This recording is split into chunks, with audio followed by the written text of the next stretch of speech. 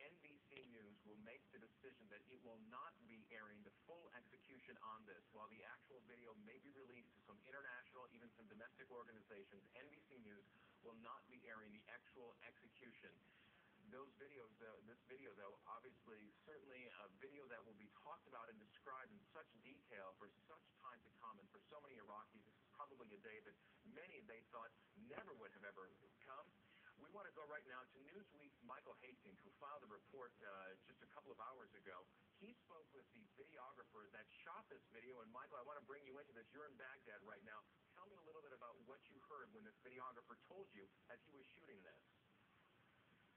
Well, it was early morning in the Green Zone, and the Iraqi officials who had gone to the execution had just been flown back by helicopter into the Green Zone. And at that point, this man left the helicopter area and was surrounded by many of these bodyguards. He was carrying a video camera.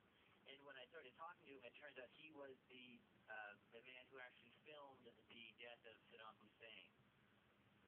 And he is obviously, he is also on this, from what I'm reading from your report on here, he's also a videographer who's normally for the Iraqi Prime Minister, Nouri al-Maliki. So this was one man that was commissioned out. Yes, he's normally the official prime minister's photographer and videographer, and it was his role to film the execution in its entirety. He told me that the video lasted about 15 minutes in total, and he said he was about 1 meter away from Saddam when Saddam took his dying breath. And he said it happened in an instant.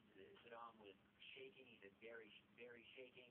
He said there was no blood, no spit, and he said that he saw fear, that he felt the former dictator, the now late dictator, was very afraid for his life.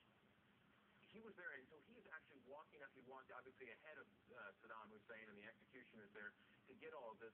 Did he explain to you at all what he was thinking, what was going on in his mind as he's standing there at this gallows, just feet away from this man who had ruled with such control over Iraq? Did he give any kind of personal expression to what he was seeing? Yes, at the time I spoke to him, this was literally probably about an hour after the execution. He was still stunned. You could tell there was just this look of awe on his face, and he was clasping this digital video camera in his right hand. And he said, you know, this is a great day for the Iraqis, essentially. And it was the most important day in his life and his career as a videographer. This was definitely the most important day that he's ever seen. And there was something about him that it was almost he didn't believe what had just happened.